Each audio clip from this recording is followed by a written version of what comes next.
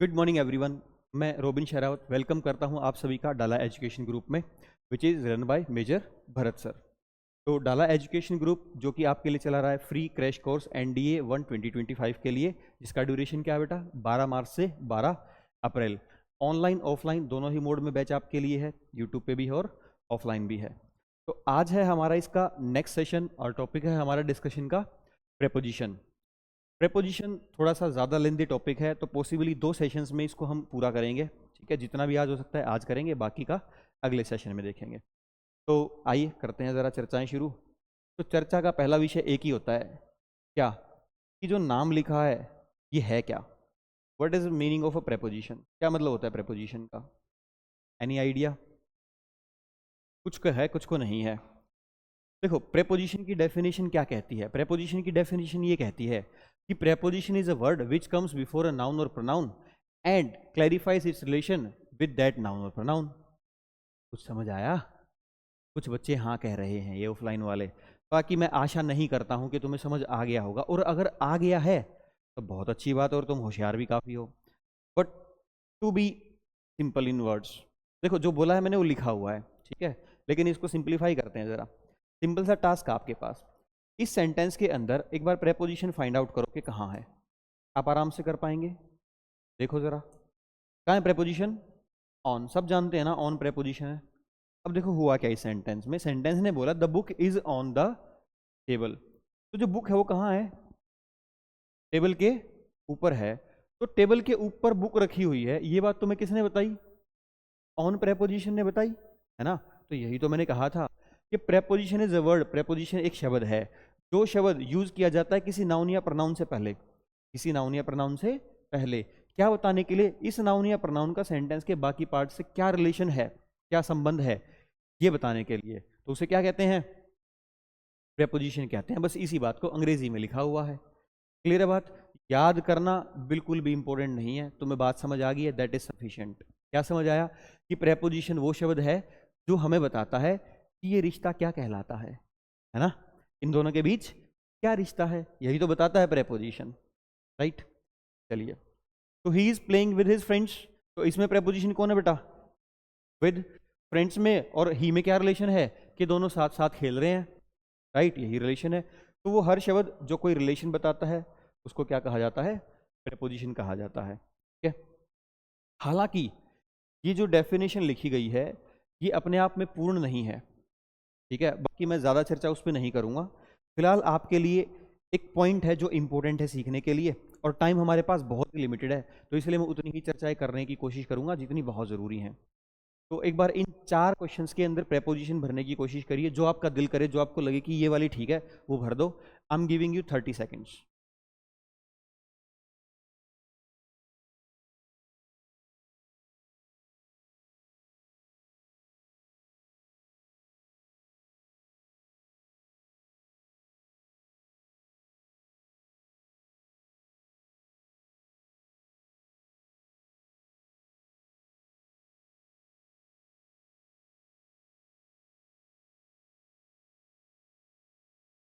Done. चलिए, तो first question का आंसर बताइए, आपने क्या प्रेपोजिशन भरी फर्स्ट क्वेश्चन में? क्या बोलते हो? इन। एक आंसर आया है इन। लगभग लगभग सेम ही आंसर उन बच्चों के भी आएंगे, आप लोगों के भी आएंगे जो वीडियो को रिकॉर्डेड फॉर्म में देख रहे होंगे, ठीक है।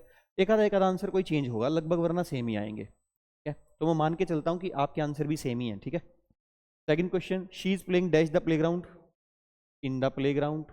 Third question, the book is laying on the table. And the fourth question, my father died dash cancer, due to या because of, ठीक है।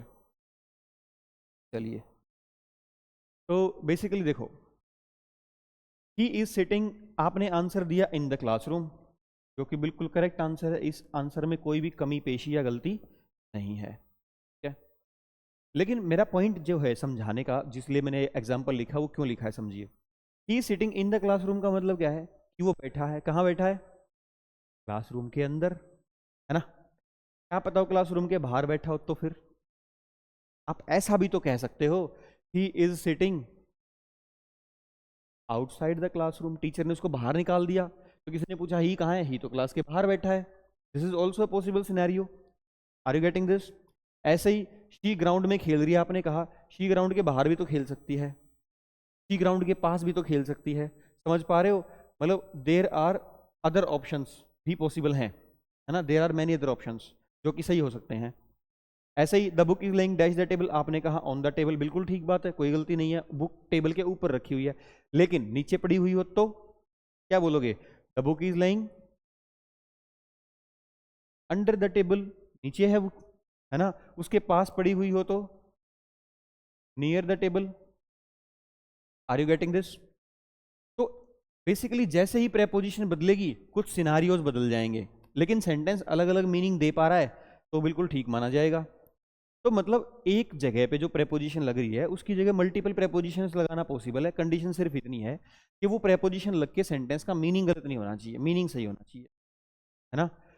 जैसे हम ऐसा नहीं कह सकते ना, he sitting under the classroom, classroom के नीचे थोड़ी ना बैठ सकता है कोई, क्लासरूम के या तो बाहर बैठेगा या अंदर बैठेगा, राइट। पास भी बैठ सकता है क्लासरूम के, लेकिन नीचे तो नहीं बैठ सकता, ठीक है। तो प्रेपोजिशन ऐसी भरी जाए जिसका मीनिंग सही हो, ये कंडीशन है। एक की जगह कितनी भी भरी जा सकती है। Got it? अच्छा, तो फिर आंसर क्या भरेंगे एग्जाम में? या तो ऑप्शंस ऐसे बनेंगे जिनमें से आप चुन पाओगे कि इनमें से ये सूटेबल है, बाकी सूटेबल नहीं है, ठीक है। या फिर जो मैक्सिमम क्वेश्चन आता है वो आता है कुछ ऐसा क्वेश्चन, इसे हम कहते हैं फिक्स प्रेपोजिशन। क्या कहते हैं? Fix preposition. ये फिक्स प्रेपोजिशन कौन सी बीमारी होती है भाई? फिक्स प्रेपोजिशन का मतलब होता है कि जब आप किसी पर्टिकुलर वर्ब के साथ, जब आप किसी पर्टिकुलर वर्ब के साथ कोई प्रेपोजिशन ऐड करेंगे तो उसका अपना एक स्पेसिफिक, अपना एक डेफिनेट मीनिंग होगा, और उस मीनिंग के लिए, उस भाव के लिए, उस कॉन्टेक्स्ट के लिए आप बस वही वाली प्रेपोजिशन यूज करेंगे, बाकी कोई और यूज नहीं करेंगे। तो मैक्सिमम सवाल यहाँ से आप पूछे जाते हैं आपसे, ठीक है। और ये याद करना और याद होना दोनों ही थोड़े से डिफिकल्ट टास्क होते हैं, तो हम इसको कोशिश करेंगे कि आसान किया जाए, ठीक है। फिलहाल के लिए आंसर क्या होगा? डाई ऑफ होता है। क्या होता है?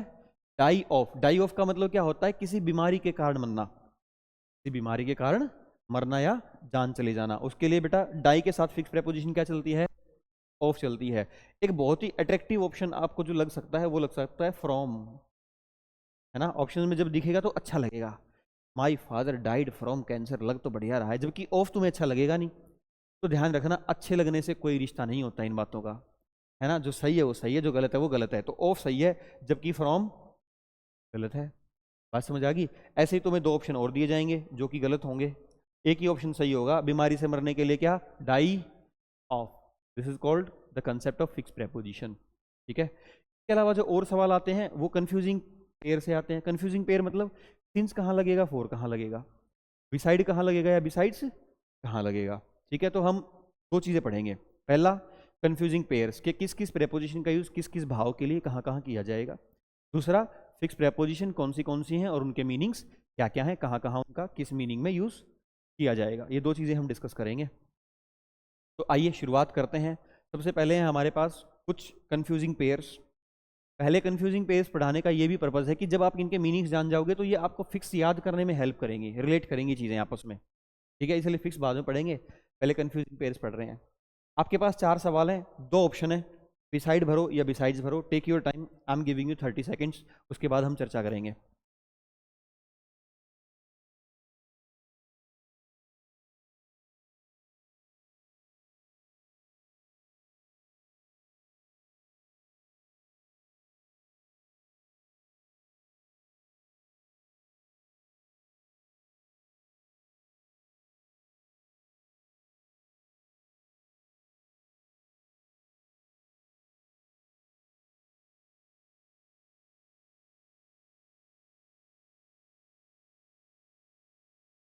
डन।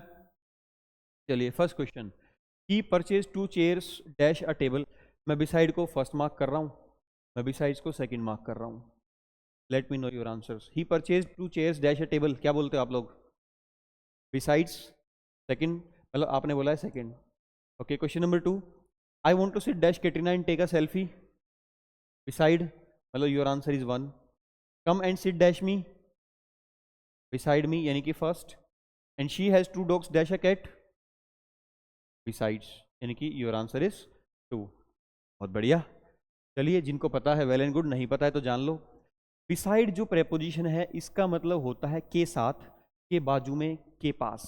फिजिकल पोजीशन की बात करता है ये, के साथ, के बाजू में या के पास, ये फिजिकल पोजीशन की बात करेगा, है ना। अंग्रेजी में इसका अगर दूसरा मीनिंग लिखूं तो क्या मीनिंग लिखूं? Adjacent to.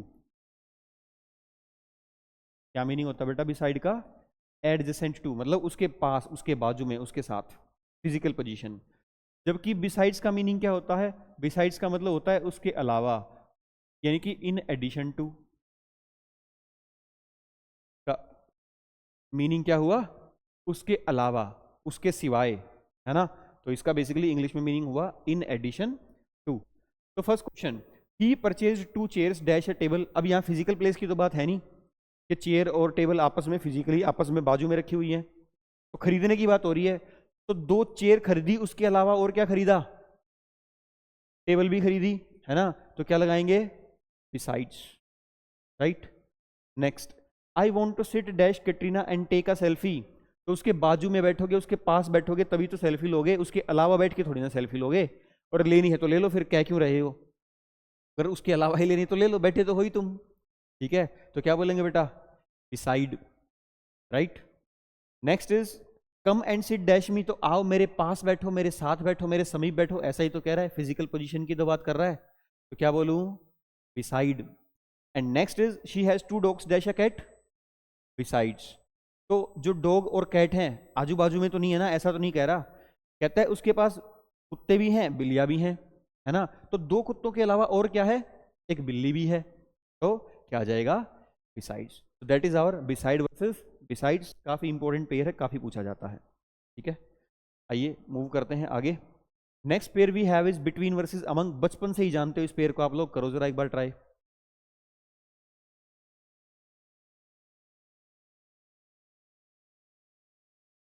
ये जो नीचे तुम्हें दिखाई दे रहा है ये शेडो है, ठीक है, ये कुछ नहीं है, ये शेडो है, तो कंफ्यूज मत होना।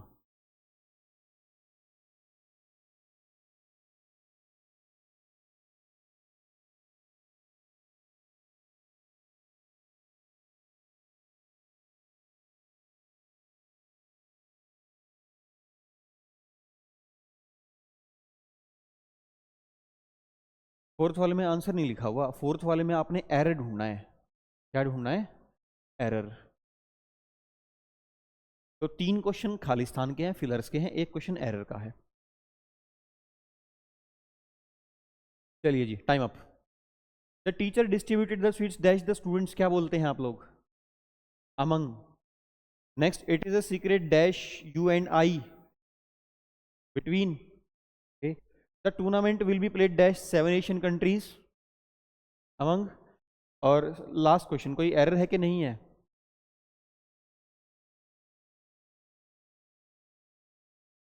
कन्फ्यूजन है, आइए देखते हैं। तो बेसिकली हम जानते हैं कि बिटवीन का यूज किसके लिए होता है? 2 के लिए। जबकि अमंग का यूज किसके लिए होता है बेटा? 3 या 3 से ज्यादा के लिए। ठीक है।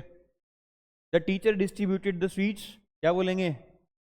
Among, among the students. Simple है। It is a secret between you and me. ये जानबूझ के एरर लिखा है मैंने, गलती से नहीं हुआ है। बिटवीन क्या है? प्रेपोजिशन। प्रेपोजिशन के बाद जो भी नाउन या प्रनाउन आएंगे वो क्या होंगे? प्रेपोजिशन के object.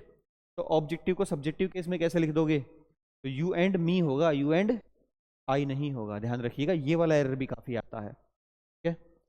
Next question, the tournament will be played dash 7 Asian countries. क्या बोल रहे हैं? बिटवीन। ये ऑफलाइन बच्चे तो अमंग कह रहे हैं भाई, तुम देख लो तुम क्या कह रहे हो। सर कह तो हम भी अमंग ही रहे हैं। 7 है ना सर, 7 है, देखो ना, ध्यान से देखो ना, आपने ही तो कहा था 2 के लिए बिटवीन और 3 या 3 से ज्यादा के लिए अमंग, अभी तो बताया था आपने। हाँ बताया था, लेकिन बात यहीं खत्म थोड़ी ना हो गई बेटा। समझो अमंग क्या होता है। अमंग का मतलब होता है रेंडमली हर किसी के बीच कोई चीज आप ले गए और डिस्ट्रीब्यूट कर दी, ये अमंग होता है। ठीक है। जबकि 2-2 के पेयर में जब भी कोई चीज चलती है तो बिटवीन होता है। अब सोचो एक टूर्नामेंट है, टूर्नामेंट में कितनी टीमें हैं? 7, 1 2 3 4 5 6 7। क्या टूर्नामेंट को मैं ले जाके सातों के बीच में बांट दूं? हो सकता है क्या ऐसा? ये तो पॉसिबल ही नहीं है। तो फिर टूर्नामेंट कैसे होएगा? टूर्नामेंट ऐसे होएगा, देखो पहले कोई दो टीमें खेलेंगी, फिर कोई दो टीमें खेलेंगी, फिर कोई दो टीमें खेलेंगी, फिर कोई दो टीमें खेलेंगी, फिर कोई दो टीमें खेलेंगी, ऐसे ही तो होएगा टूर्नामेंट। तो जब भी दो दो के बीच में ही पूरा प्रोसेस चलेगा तो आप हमेशा क्या लगाओगे? क्या लगाओगे? बिटवीन। याद रखना इस बात को, ठीक है। तो the tournament will be played between 7 Asian countries. इसी चीज को जो मैंने आपको एक्सप्लेन किया है, अगर एक शब्द में कहूं तो इसे रेसिप्रोकल रिलेशन कहा जाता है। मतलब ये इसके साथ खेलेगी तो वो इसके साथ भी खेलेगी, यही होता है ना रेसिप्रोकल, ठीक है। तो इसे रेसिप्रोकल नाम से भी बोला जाता है, ठीक है। And the last question is, जब आपने बोला she standing between her parents, तो ईच शब्द का क्या मतलब हुआ? ये तो मीनिंगलेस हो गया, यहाँ पे मीनिंग को खराब कर रहा है। तो ध्यान रखना, बिटवीन के साथ ईच का या फिर एवरी का यूज नहीं होगा। बिटवीन के साथ ईच का या एवरी का यूज नहीं होगा, ठीक है। ये सवाल भी कभी कभी देखने को मिल सकता है, राइट। तो क्लियर है, between versus among, is that clear? चलिए, let's move further. Next we have is very famous, very common, since versus for. You have 6 questions.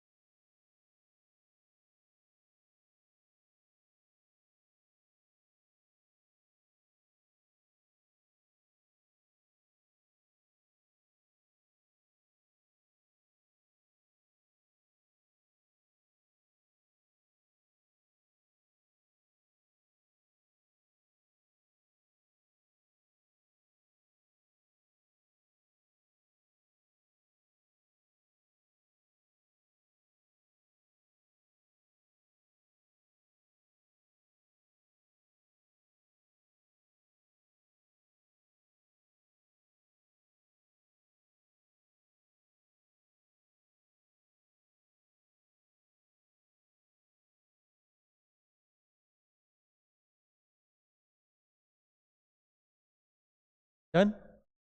काफी टाइम दिया मैंने इसके लिए आपको।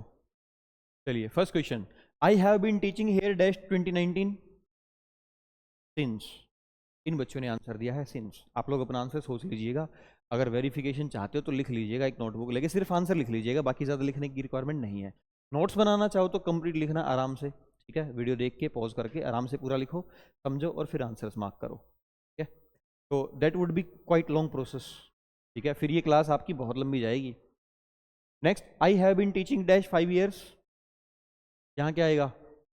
4 5 years. Ronaldo has been playing football dash his childhood, since his childhood. और I have not seen him dash he left India, और she has been living in this city dash her birth, since कह रहे हैं ये बच्चे। और this has been our custom dash time immemorial. 4 आया है answer. Let's see, give me a moment.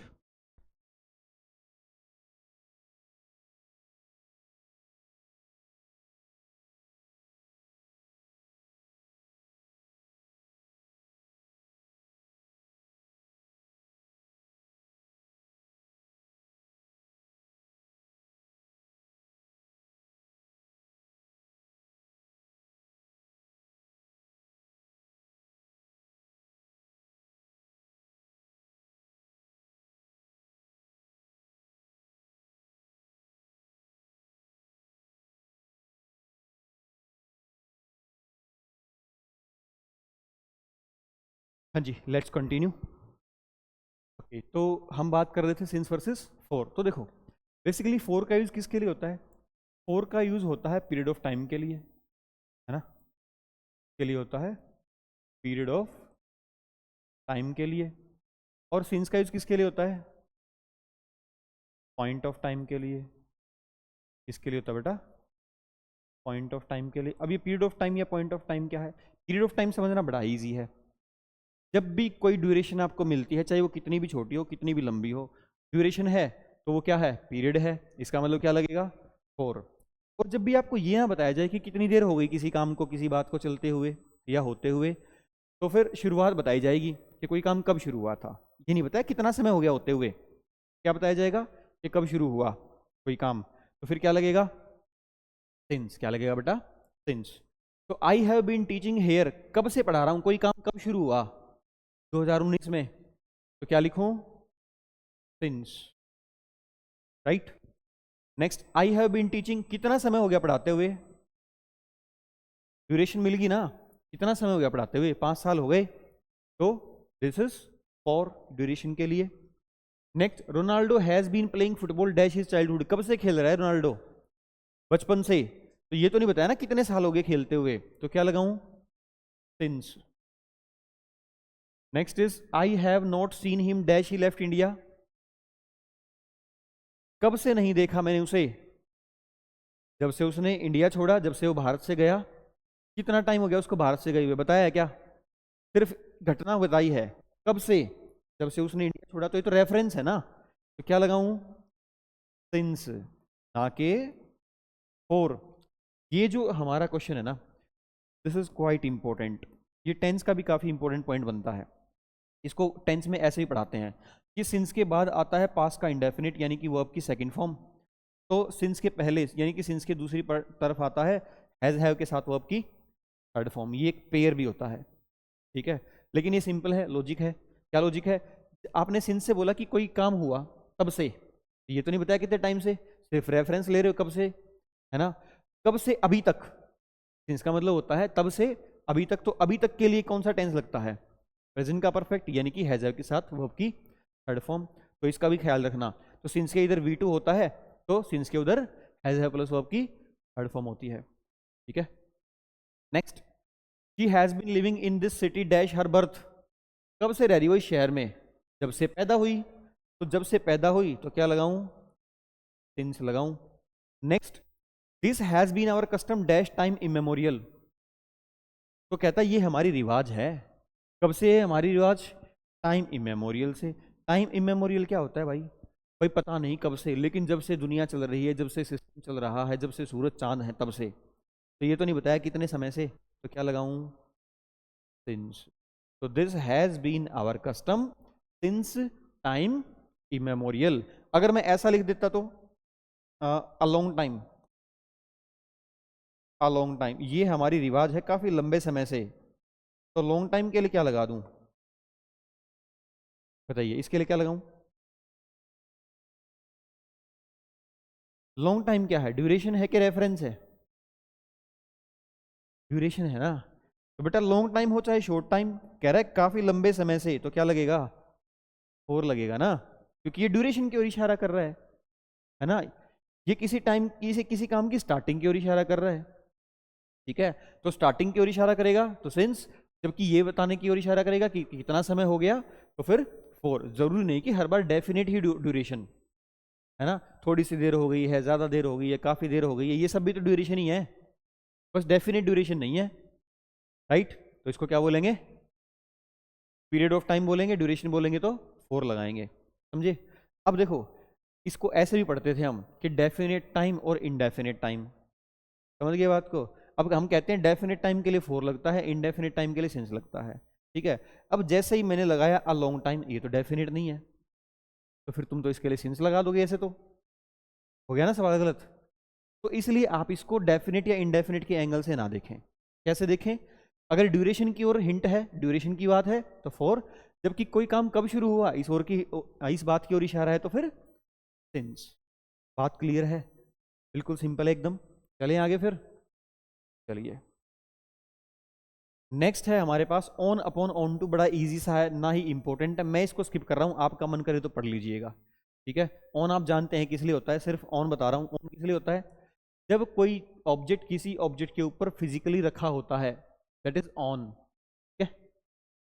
चलिए let's move further. Over versus under, इसको ट्राई करो जरा।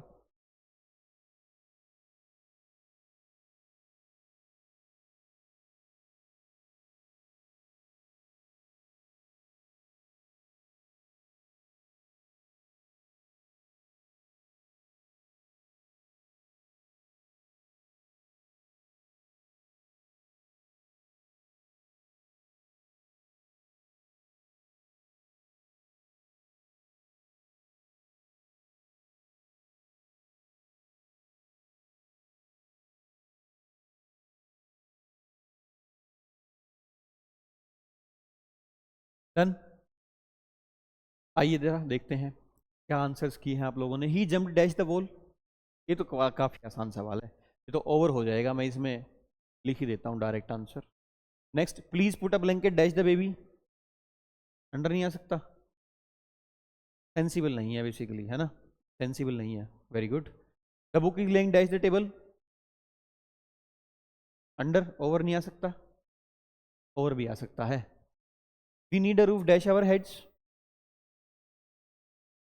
ओवर आवर हेड्स, अंडर नहीं आ सकता, नहीं, अंडर तो लॉजिकल नहीं है बिल्कुल भी, इसमें तो सिर्फ ओवर ही आएगा sir. Next, he laid the keys dash the pillow, over, under नहीं आ सकता, आर यू श्योर कि अंडर नहीं आ सकता, आ सकता है। और last question, he laid the pillow dash the keys, में भी दोनों आ सकते हैं, गुड। आइए तो जरा देखते हैं क्या सही हुआ क्या गलत हुआ। ओवर बेसिकली मीन्स ऊपर, अंडर बेसिकली मीन्स नीचे। ये जो अंडर ओवर का कंसेप्ट है, ये बेसिकली कहता है कि कोई दो ऑब्जेक्ट ऊपर नीचे हैं, ठीक है, तो वो फिजिकल टच में नहीं है, वो फिजिकल टच में नहीं है। जैसे ये फैन है, ये टेबल है, तो जो टेबल हमने डाल रखी है वो फैन के नीचे डाल रखी है, राइट, तो the table is under the fan, या फिर the fan is over the table. Are you getting this? ये जैसे हम बचपन से एक एग्जांपल पढ़ते हैं ना, he is sitting under the tree, पेड़ उसके सर पे रखा है, नहीं ना, फिजिकल गैप है, साइमल्टेनियस गैप है, तो अंडर ओवर में साइमल्टेनियस गैप होता है। Is that clear? दूसरी बात, अगर साइमल्टेनियस गैप नहीं होगा, अगर साइमल्टेनियस गैप नहीं होगा, तो अंडर और ओवर में जो नीचे वाली चीज है उसको ऊपर वाली चीज कंप्लीट तरीके से ढक देगी, कवर कर देगी, तो ऊपर वाली चीज पूरे तरीके से कवर कर लेगी, तो आप अंडर ओवर लगा पाओगे। तो या तो चीजें टच में ना हो तो अंडर ओवर लगाओ, या फिर ऊपर वाली चीज नीचे वाली को कंप्लीटली कवर कर रही है तो फिर अंडर ओवर लगाओ। Got it? ठीक है, तो जो टेबल है वो इस कारपेट के नीचे है, इस कवर के नीचे है, और जो कवर है वो टेबल के ऊपर है, राइट, तो अंडर ओवर है पोजीशन। दूसरा, एक ओवर, ये वाला एग्जांपल इजी वाला, क्या ये दीवार थी, कोई पर्सन इस दीवार को क्रॉस करके कूद के चला गया, ठीक है, पर कुछ कंफ्यूजन भी होते हैं कि सर हाथ रख के कूदा के टच नहीं किया कि कैसे, कैसे भी, does not matter, simple point is कि इस दीवार को क्रॉस करके कूद के चला गया। अब चाहे वो हाथ लगाया उसने, चाहे पैर भी लगाए हों, कोई फर्क नहीं पड़ता उन बातों से, ठीक है, तो he jumped over the wall, that's it, fine. मतलब इसका मतलब ये है कि भाई दीवार को क्रॉस करके भाग गया वो, ओके। तो ये है हमारे पास अंडर वर्सेस ओवर। तो first question is over, simple है। Please put a blanket over the baby, इसका मतलब ये है कि बच्चे को कंबल से ढक दो, उसको ठंड लग रही होगी ना, तभी तो कंबल ढकने की बात कर रहे हैं, उसके नीचे कंबल रखने का क्या मतलब हुआ, जो इलॉजिकल है, सेंसिबल भी तो होना चाहिए sentence. Next, the book is laying dash the table,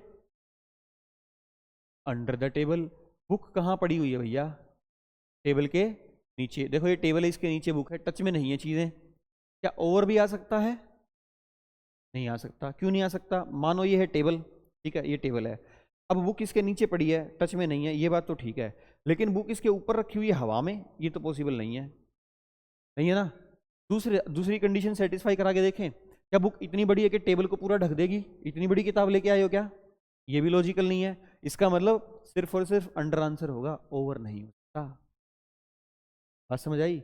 हाँ, ऑन हो सकता है, क्या हो सकता है, ऑन, क्योंकि ऑन का मतलब क्या है, ये वाली पोजीशन ऑन है, राइट, तो ये अंडर से या ओवर से रिप्रेजेंट नहीं करी जा सकती, ठीक है, डिफरेंस क्लियर है। Next, we need a roof dash our head, तो अंडर का तो कोई मतलब नहीं है भाई, छत चाहिए होती है, सर के ऊपर ही चाहिए होती है, रखी तो नहीं है, गैप है, तो ये भी ओवर हुआ, right. Next, he laid the keys dash the pillow, उसने चाबियों को रख दिया तकिए के नीचे के ऊपर। आपको तो हिंदी करोगे तो लगेगा दोनों ही सही है, लेकिन लॉजिकली सोचो ना, अगर ऊपर रखा होगा तो ये वाली पोजीशन नहीं बन गई, ये तो ऑन होती है, ओवर थोड़ी होती है, ओवर तो बिना टच में होएगा, फिर हवा में थोड़ी चाबियां रख देगा। तो क्या बोलूं, he laid the keys under the pillow, over नहीं आ सकता। Is that clear? और लास्ट क्वेश्चन ऐसे ही laid the pillow over the keys, चाबियां रखी हैं, चाबियों के ऊपर रख दिया तकिया, तकिए ने चाबियों को ढक दिया, कवर कर दिया, तो सेकंड कंडीशन सेटिस्फाई हो रही है। समझ गए बात को? तो तकिया रखा जाएगा ओवर द कीज और चाबियां रखी जाएंगी अंडर द पिलो। यही पॉसिबल है, दोनों आंसर नहीं हो सकते, है ना बेटा? क्योंकि अगर मान लो आप कहते हो ही लेड द पिलो, हाँ वही कह रहा हूं मैं, सुनो तो सही। जब आपने कहा कि सर क्या यहाँ पे अंडर नहीं हो सकता, तो आप क्या कह रहे हो? He laid the pillow dash the keys under the keys. क्या चाबियां इतनी बड़ी हैं कि तकिए को ढक देंगी, तकिए को कवर कर पाएंगी? नहीं, तकिया चाबियों को कवर कर पाएगा। तो चाबी नीचे होगी और तकिया ऊपर होगा, यही कंडीशन सेटिस्फाई कर सकती है बस। तो पिलो है चाबियों के ऊपर और चाबियां हैं पिलो के, ठीक है? तो keys are under the pillow and pillow is over the keys. Reverse position possible नहीं है, समझ गए? रिवर्स लगाओगे तो ऑन लगाना पड़ेगा, ऑन नहीं है चॉइस में। हम डिस्कस कर रहे हैं अंडर वर्सेस ओवर, दो ही ऑप्शन थे हमारे पास, ऑन नहीं था। क्लियर है? और कोई डाउट? चलिए भैया आगे। मैं आशा करता हूं इन बच्चों के डाउट्स क्लियर हैं, तो आपके भी क्लियर ही हो गए होंगे अभी तक। Next point we have is in versus into, quite important.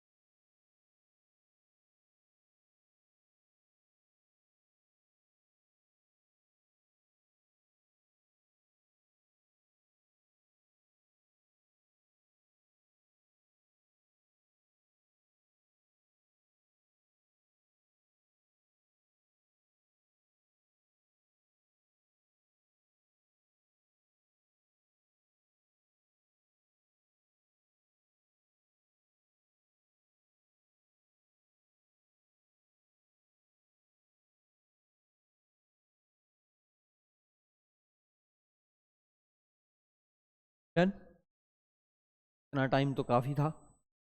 तो we are sitting dash the classroom, simple है ना? क्या बोलूं?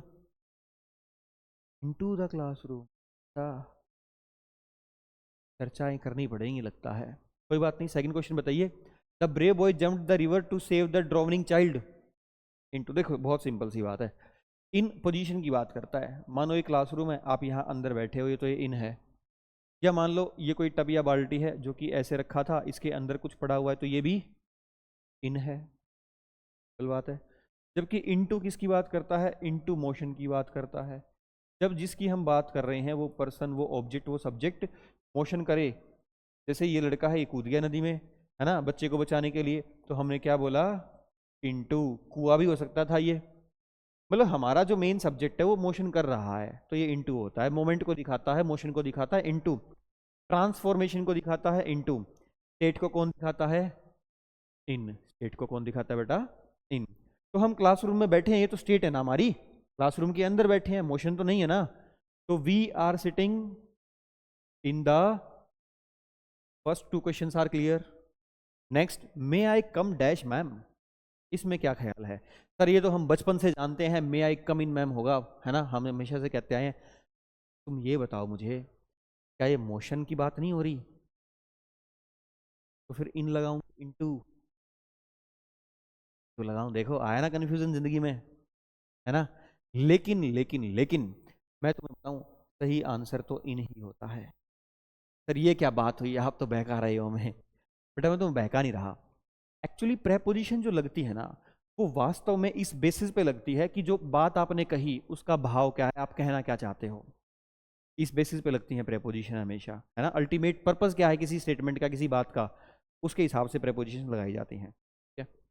अब जब आपने मैम से पूछा कि मैम मैं आ जाऊं, तो एक्चुअली जो मैम ने कहा हाँ बेटा आओ ना, तो वो जो परमिशन है वो है क्लास में बैठने की, ना कि क्लास में घूमने की। Are you getting this? तो एक्चुअली वो परमिशन इस पर्पज से दी गई है कि आप क्लास में आके बैठेंगे और स्टडी करेंगे। That is why we use in, ना के इनटू। Is that clear? और ऐसे ही Aman entered the cinema hall, इसमें क्या बोलोगे? Into? Very very very very very very very very important. इसमें ऐसा क्या इंपॉर्टेंट है सर जो इतना सारा वेरी लगा दिया आपने? ये वर्ब है बेटा एंटर। वर्ब क्या है? एंटर। ये बड़ी ही खास वर्ब है। इस वर्ब में क्या खास बात है सर? देखो, जब भी आप वर्ब यूज करोगे एंटर, क्या वर्ब यूज करोगे? एंटर।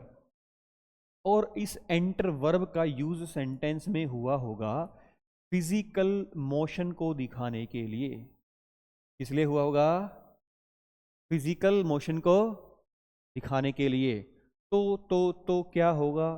तो ऐसा होगा, ध्यान रखना कि इसके साथ इन और इनटू कोई भी नहीं आएगा, कोई भी नहीं आएगा। तो ये एंटर वर्ब को याद रखिएगा, ठीक है? वैसे तो ये आगे आएगा कंसेप्ट भी कि ऐसा क्यों होता है, ठीक है? बट फिलहाल मैं आपको यही कहूंगा कि इसको याद रखना। एंटर वर्ब का यूज हुआ हो, किस लिए हुआ हो? फिजिकल मोशन के लिए। तो ना इन आएगा और ना ही, ठीक है? तो he entered into the room, सही क्या गलत? गलत है भैया। क्या गलती है? इनटू का यूज नहीं होगा, इनटू का यूज नहीं होगा। He entered into an agreement with Johnson and Johnson, सही है क्या गलत? गलत। क्या गलती है भैया? इनटू नहीं आएगा। क्यों नहीं आएगा? क्योंकि एंटर के साथ इनटू, किसने कहा? किसने कहा एंटर के साथ इनटू नहीं आता? मैंने तो नहीं कहा, मेरी तरफ मत देखो सर। अभी तो कहा था आपने, झूठ बोल बेटा, नहीं कहा मैंने। मैंने कहा था एंटर के साथ इन या इनटू नहीं आता जब फिजिकल मोशन की बात हो। बात हो, यही बोला था मैंने। झूठ बोल रहे हो तुम, मैं नहीं। क्या फिजिकल मोशन हो रहा है? क्या किसी के साथ एग्रीमेंट करने के लिए कोई फिजिकल मोशन होता है? तो फिर यहां इन और इनटू वैलिड है, समझे? इन और इनटू कब नहीं लगाना? जब फिजिकल मोशन हो। थर्ड क्वेश्चन बताओ सही सही, झूठ मत बोलना। We entered upon the metro project, क्या कोई फिजिकल मोशन है? तो फिर ये ठीक है। एंटर अपॉन का मतलब होता है स्टार्ट करना। हमने स्टार्ट किया क्या? मेट्रो प्रोजेक्ट, मतलब मेट्रो का काम शुरू कर दिया हमने, ठीक है? मेट्रो बना रहे हैं हम, फाइन। एंटर इनटू किसी एग्रीमेंट को करना, वो एंटर इनटू होता है। फिजिकल मोशन के लिए डायरेक्ट एंटर होता है, कोई प्रेपोजिशन नहीं होती। ऑलराइट, तो एंटर के साथ नो प्रेपोजिशन तुमने जान लिया, एंटर के साथ इनटू तुमने जान लिया, एंटर अपॉन तुमने जान लिया, ठीक है? सबके डिफरेंट डिफरेंट मीनिंग है। तो अब मुझे बताओ हमारे क्वेश्चन का आंसर क्या होगा? Aman enter dash the cinema hall, है फिजिकल मोशन है, तो क्या बोलूं? No preposition. अमन गया, कहाँ गया? सिनेमा हॉल के अंदर। समझ रहे हो बात को? तो फिजिकली मूव कर रहा है ना, तो फिजिकली मूव कर रहा है तो एंटर के साथ, एंटर के साथ, हाँ बेटा, वर्ब की फॉर्म कौन सी लगी है उस बात से कोई फर्क नहीं पड़ता, ठीक है? The book was laying on the table and the book is laying on the table, उससे टेंस पे फर्क पड़ रहा है, पोजीशन पे नहीं, प्रेपोजिशन पे नहीं, ठीक है? भाई बुक टेबल के ऊपर रखी है, बुक टेबल के ऊपर रखी थी, सिर्फ टेंस का चेंज हुआ है, बाकी तो बात ठीक है ना? प्रेपोजिशन के लिहाज से तो कोई भी बदलाव नहीं है, ठीक है? तो वर्ब की फर्स्ट फॉर्म आई है कि सेकंड आई है कि थर्ड आई है, उसका प्रेपोजिशन से कोई लेना देना नहीं है। प्रेपोजिशन का लेना किससे है? नाउन प्रोनाउन से, जिसको ये जोड़ेगा, और सेंटेंस के पार्ट से, जिससे रिलेशन बताएगा। टेंस से कोई रिलेशन नहीं है इसका, ओके? Shall we move? आइए, next we have through versus across.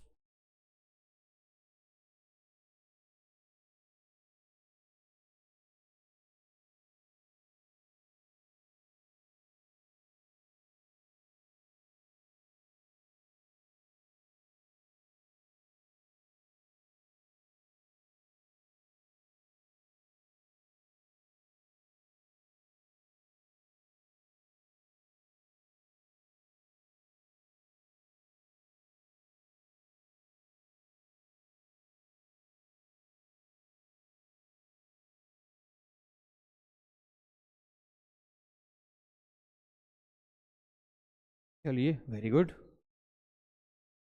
तो through versus across, first question is the thief broke into the house dash the window, through the window, and across कब आएगा? The train is running dash the tunnel, across the tunnel. बहुत बढ़िया, शानदार, लाजवाब। Through जो होता है वो 3D मोशन को रिप्रेजेंट करता है। What is a 3D motion? जब आप किसी चीज के अंदर से गुजरते हैं या कोई भी चीज कोई भी दूसरी चीज के अंदर से गुजरती है तो that is 3D motion. What is across? Across is 2D motion, यानी कि जब आप किसी प्लेन सरफेस के ऊपर से गुजरते हैं तो that is across. Is that clear?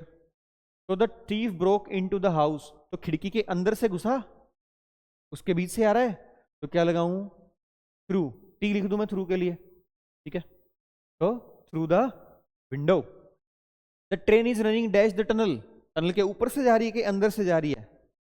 अरे भाई अंदर से जाएगी ना, तो अक्रॉस कैसे लगा दोगे? क्या लगाओगे? थ्रू। जरा सी बात पे बहक जाते हो तुम लोग, है ना? Next, the sunlight is coming dash the glass door, through the glass door. उसके ऊपर से नहीं, उसके बीच से आ रही है, अंदर से आ रही है, तो through the glass door. A tree fail dash the road. अब आओ अगला यूज सीखते हैं, थ्रू वर्सेस अक्रॉस।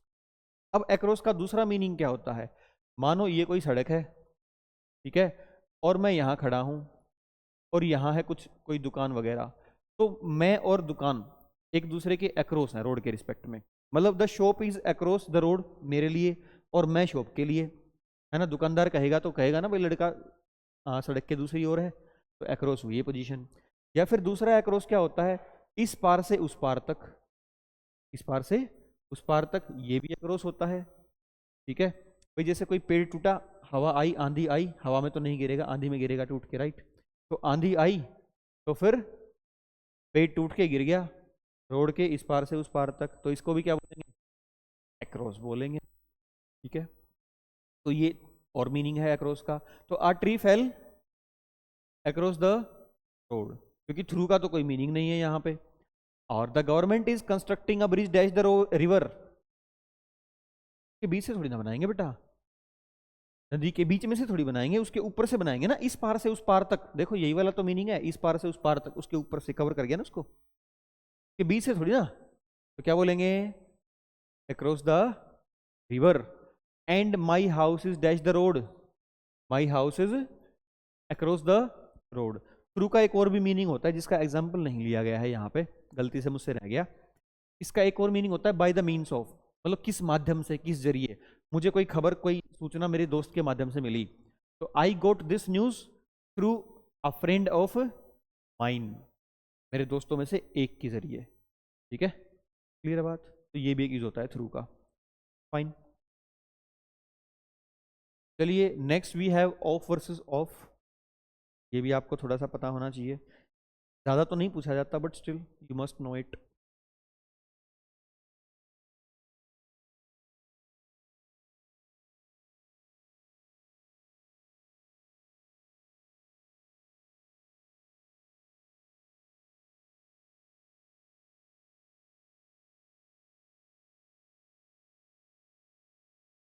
हाँ जी, हो गया, अरे वाह।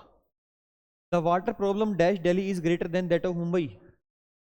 ऑफ, दोनों ही ऑफ हैं, सिंगल एफ वाला ऑफ। ओके, एक आंसर है आपका ओ एफ, सिंगल ऑफ वाला of. Okay next, he comes dash royal family, double F, confusion he confusion है। आओ, ये जो ऑफ होता है इसको जान लो, इसको जानना क्योंकि आसान है। इसका एक यूज होता है फिजिकल दूरी के लिए, फिजिकल सेपरेशन के लिए, फिजिकल सेपरेशन के लिए इसका यूज होता है। दूसरा इसका यूज होता है जब आप किसी ऑब्जेक्ट को, किसी मशीनरी को वर्किंग से बंद कंडीशन में ले आएं, उसकी वर्किंग को बंद कर दें, तो दैट इज ऑफ।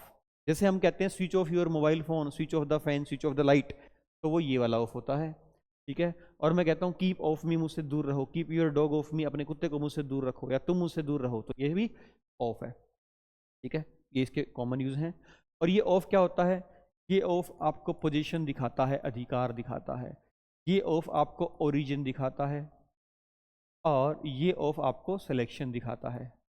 ये इसके तीन बड़े ही पॉपुलर यूसेस हैं, ठीक है? ओरिजिन भी बहुत कम देखा जाता है, पोजीशन और सिलेक्शन ये दोनों काम ऑफ के भरपूर देखे जाते हैं। तो he comes of a royal family, single F वाला, ना कि डबल वाला, ठीक है। Keep your dog off me, तो फिजिकल दूरी की बात हो रही है। Switch off your mobile phone, तो वर्किंग कंडीशन से बंद करने की बात हो रही है, तो दैट इज ऑफ, और डबल एफ वाला off. Fine, shall we move. Next we have by versus with, ये अच्छा वाला, ये अच्छा पॉइंट है, important one. Try these questions.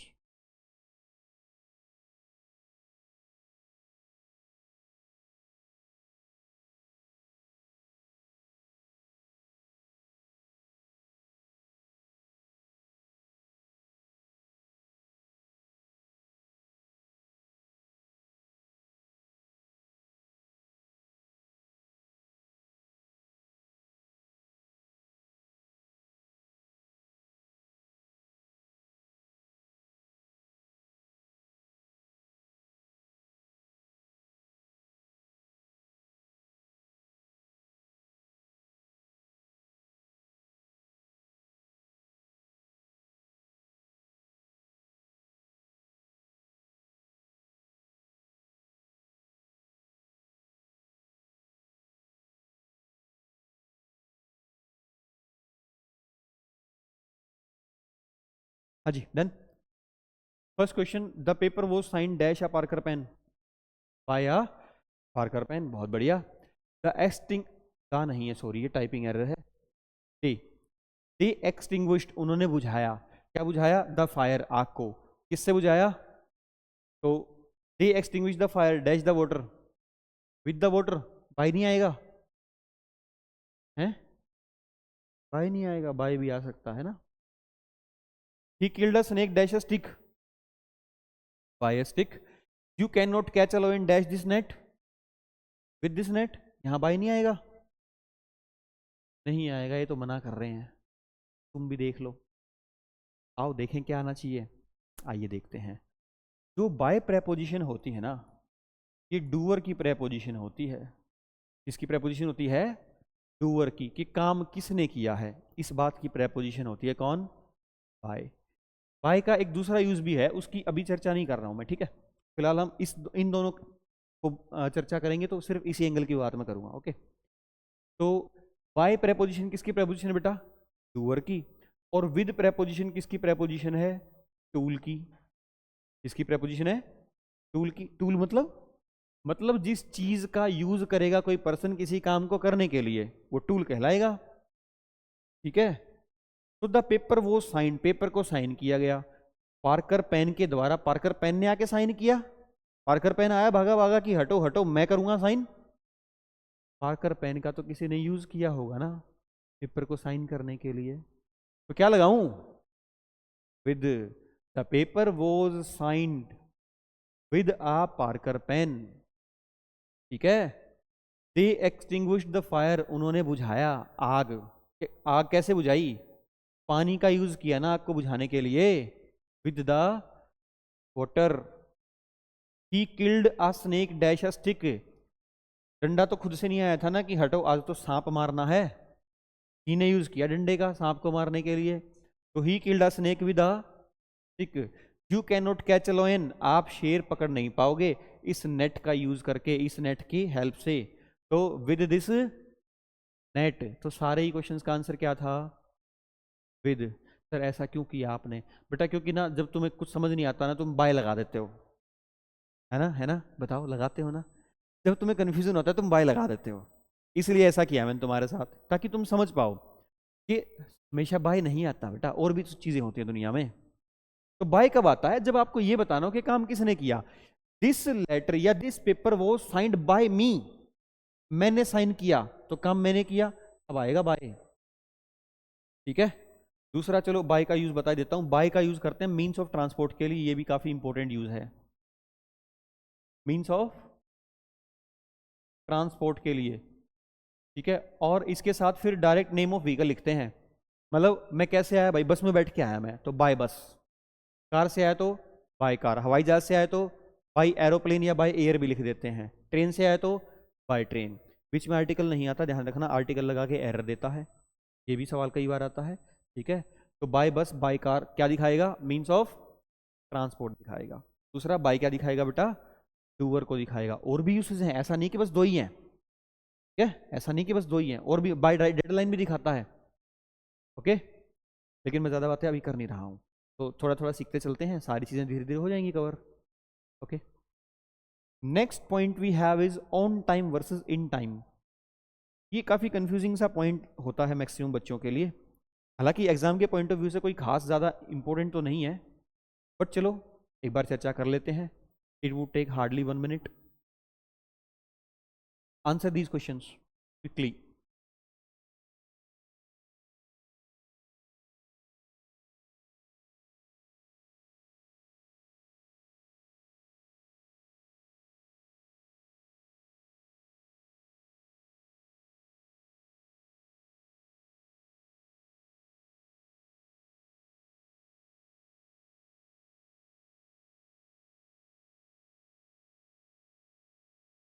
Done, इतना ही टाइम लगना चाहिए था।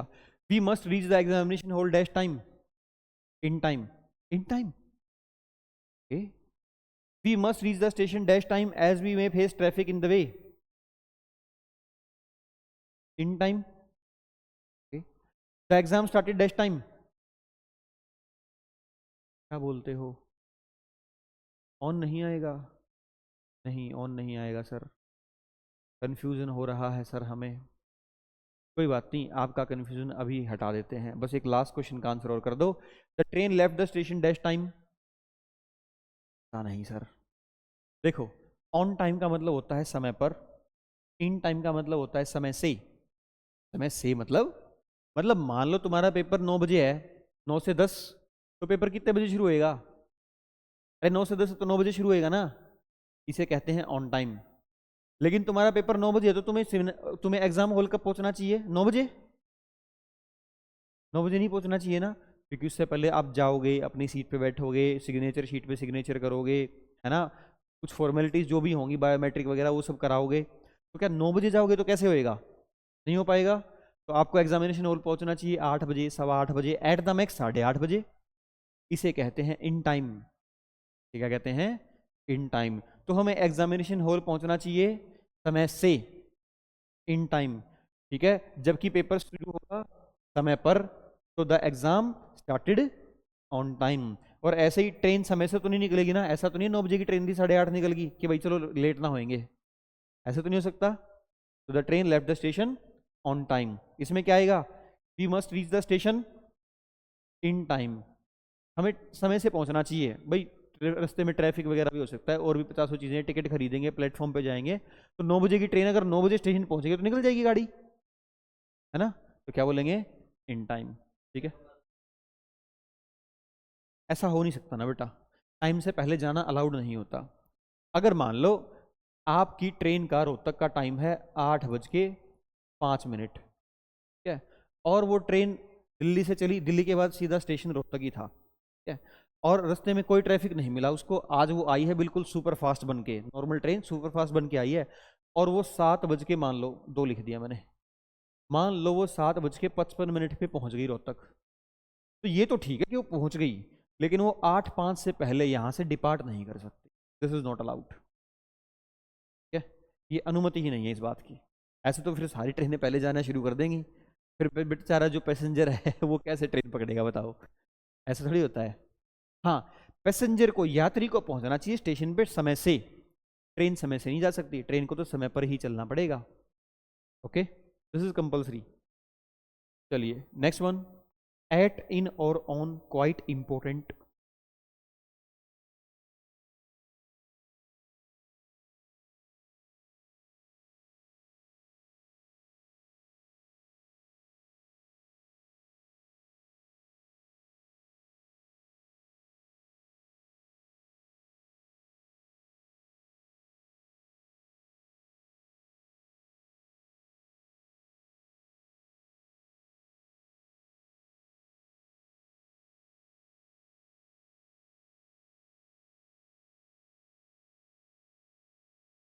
हाँ जी, done.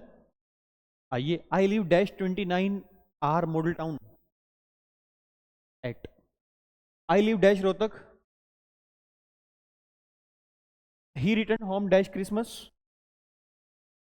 On, Muslims greet each other dash Eid on, है on, the exam will be held dash Sunday,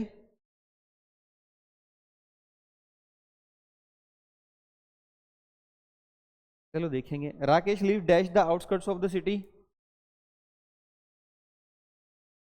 eight, देखो एट, इन और ऑन कहाँ लगते हैं? एट, इन और ऑन तीनों ही प्रेपोजिशंस ऐसी हैं जो प्लेस के लिए भी लगती हैं। किसके लिए लगती हैं बेटा? प्लेस के लिए और टाइम के लिए भी लगते हैं। तो पहले प्लेस की बात करते हैं। तो एट प्लेस के लिए कहाँ पे लगेगा? स्मॉल प्लेस के लिए या फिर एग्जैक्ट लोकेशन के लिए। एग्जैक्ट लोकेशन जैसे हमारे पहले एग्जाम्पल में थी, भाई प्रॉपर एड्रेस लिखा मैंने कि यहाँ रहता हूँ मैं, तो एट लगेगा। दूसरा स्मॉल प्लेस क्या होता है? जब दो प्लेसेस दिए गए होंगे, जैसे रोहतक है और हरियाणा है, तो हरियाणा के रिस्पेक्ट में रोहतक छोटा है ना, तो लिखेंगे एट रोहतक इन हरियाणा। लेकिन अदरवाइज कोई गांव हो, कोई शहर हो, कोई कस्बा हो जहां आप रहते हो, तो उसके लिए क्या लिखेंगे? इन, ठीक है। लेकिन अगर उससे बड़ा कोई प्लेस लिख दें तो फिर वो छोटा हो जाएगा उसके रिस्पेक्ट में, ठीक है। अच्छा, ऑन कब लगेगा? जब आप बॉर्डर या बाउंड्री पे रहते हो। कहाँ रहते हो? बॉर्डर या बाउंड्री पे। बॉर्डर या बाउंड्री जैसी चीजों को दिखाने वाले शब्द हैं सारे। बाउंड्री है, बॉर्डर है, पेरीफ्री है, सरकमफ्रांस है, आउटस्कर्ट्स है, वर्ज है, लेन्स है, ठीक है। तो ये सारे के सारे ऑन लेते हैं। और इन किसके लगता है बेटा? किसी भी सिटी के लिए, किसी भी स्टेट के लिए, किसी भी कंट्री के लिए, किसी भी टाउन के लिए, सबके लिए क्या लगता है? इन।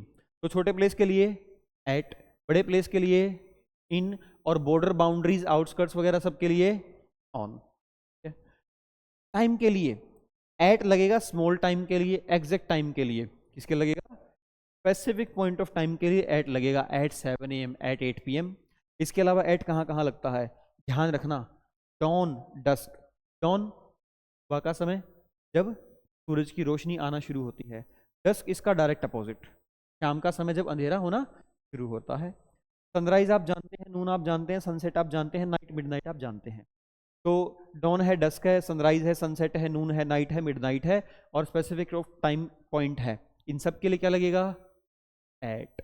इन किसके लिए लगेगा? बिग टाइम फ्रेम के लिए। किसके लगेगा?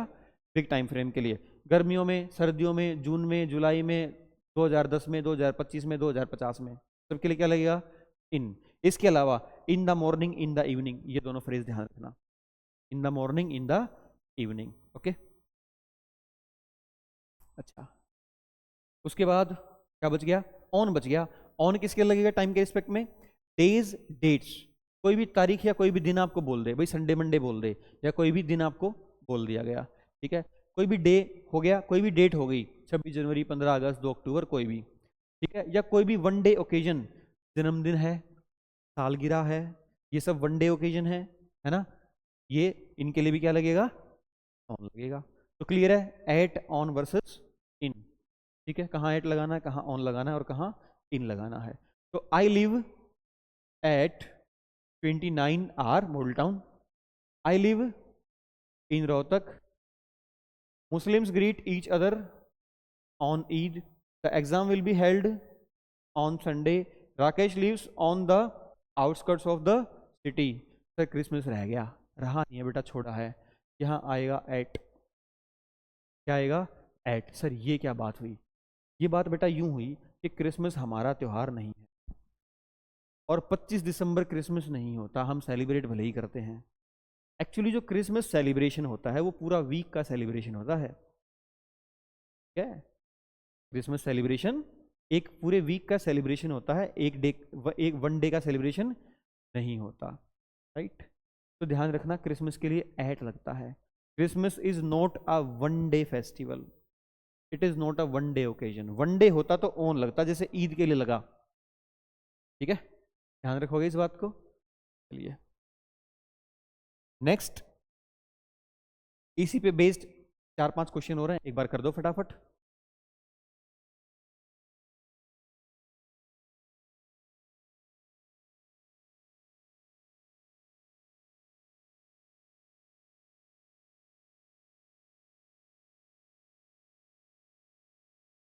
डन। आइए, ही लेफ्ट इंडिया ऑन, तारीख दी है ना, तारीख के लिए on. Everything looks beautiful at sunrise, the sunrise is in the morning, it becomes difficult to survive for homeless people in winters. We enjoy ourselves a lot. Weekends कौन होते हैं weekends? Friday Saturday Sunday. एक दिन का होता है क्या weekend? तो क्या लगाऊं? एट, ध्यान रखना, ठीक है। वन डे के लिए ऑन, एक से ज्यादा दिन का कलेक्शन हो तो at. Some animals can see at night. Okay, तो ये है हमारा एट, इन और ऑन। क्लियर है ना? कोई दिक्कत तो नहीं है? कर दोगे ना सवाल एट इन ऑन के? ठीक है, बहुत बढ़िया। तो फिर जरा ये सवाल भी करके दिखा दो इसी बात पे। आपने एरर ढूंढने हैं कि इन सेंटेंसेस में एरर है या नहीं है।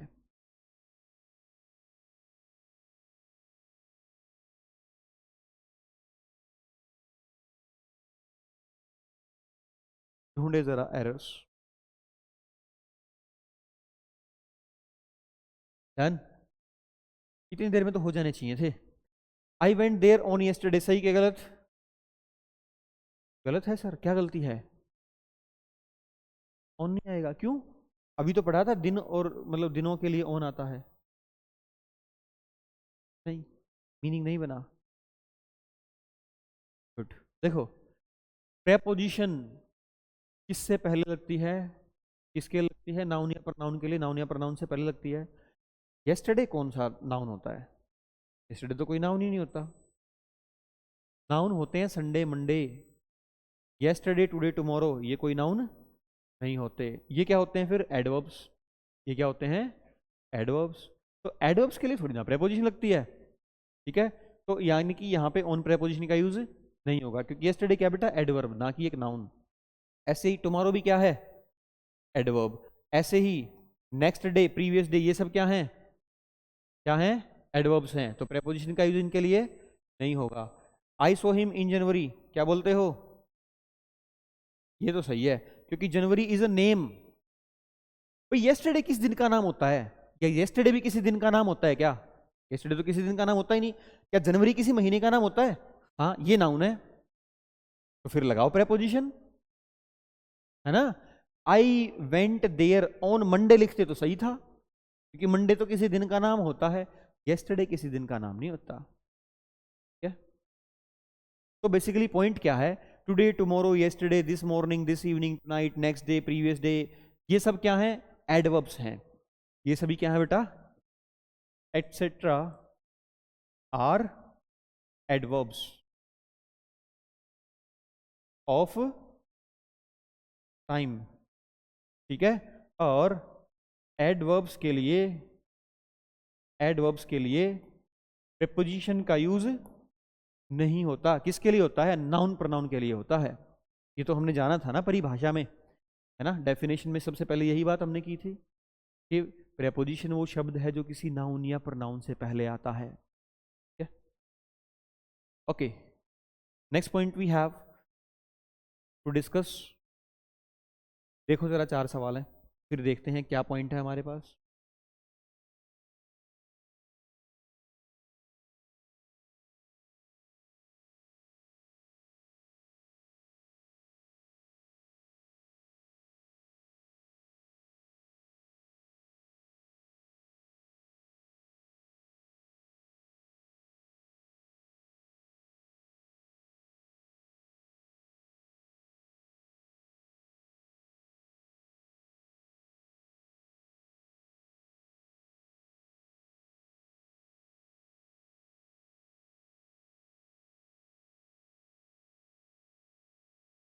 डन।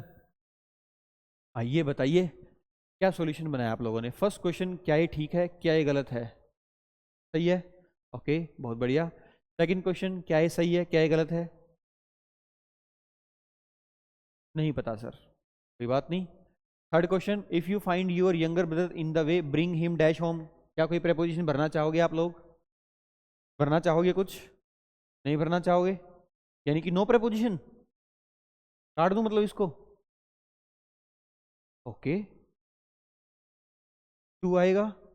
दो ओपिनियन आए हैं, एक टू आएगा सर। अच्छा, अगले वाले में टू कह रहे हो? ओके, तो यहाँ नो प्रेपोजिशन कह रहे हो और यहाँ टू कह रहे हो, हैं? ऐसा क्यों? ऐसा भेदभाव क्यों इन दोनों में?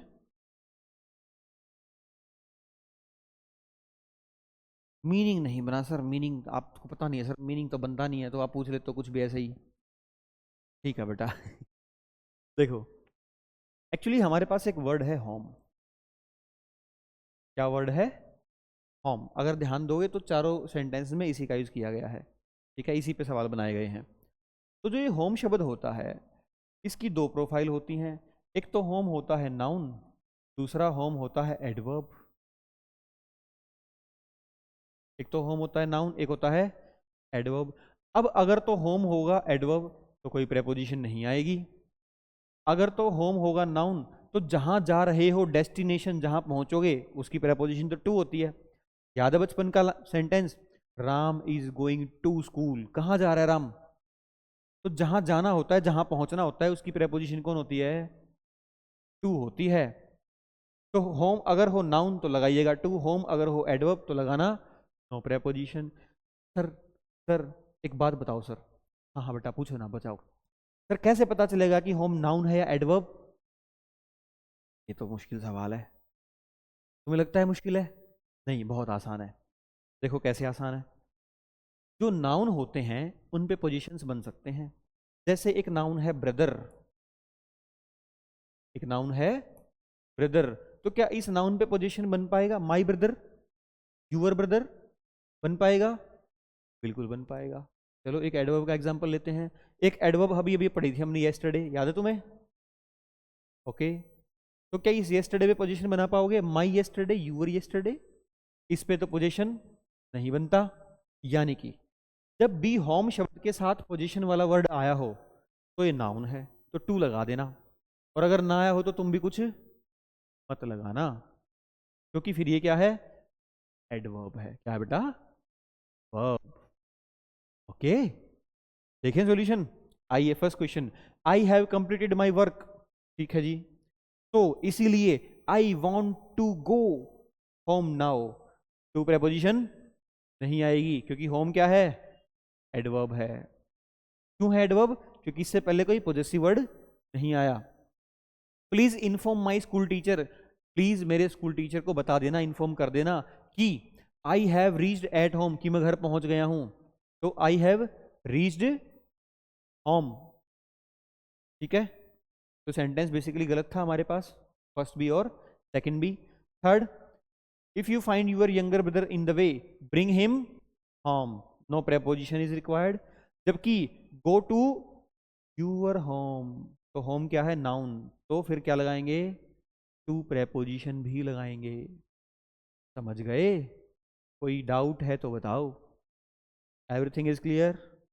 ठीक है, बुक के अंदर जनरली आपको रूल सिर्फ इतना ही मिलता है कि होम शब्द आए तो प्रेपोजिशन टू मत लगाना, इतना ही मिलता है बुक्स के अंदर। लॉजिक्स गायब होते हैं, नियम तो होते हैं कि ये करना ये मत करना, लेकिन जब तक लॉजिक्स क्लियर नहीं होते फिर चीज़ें कंफ्यूज करती हैं। क्योंकि किसी दिन तो ये सेंटेंस भी तुम पढ़ोगे ना जिंदगी में, फिर तुम कहोगे किताब में तो कहा था मत लगाना, आज तो लगा हुआ है, ये क्या बात हुई, है ना? तो इसलिए अंडरस्टैंडिंग इज क्वाइट इंपॉर्टेंट। बिना अंडरस्टैंडिंग के तो चीज़ें फिर धुंधली रहेंगी, तो बड़ी परेशानी आएगी। अब हमारा पोर्शन शुरू होता है फिक्स प्रेपोजिशंस का। आई सजेस्ट कि हम इसे कल स्टार्ट करते हैं, कल के सेशन में। आज के लिए काफ़ी हो गया है और हमारी क्लास का टाइम भी हो गया है ना? तो this is time for the next class, तो इसलिए मैं आप लोगों को कर देता हूँ फ्री।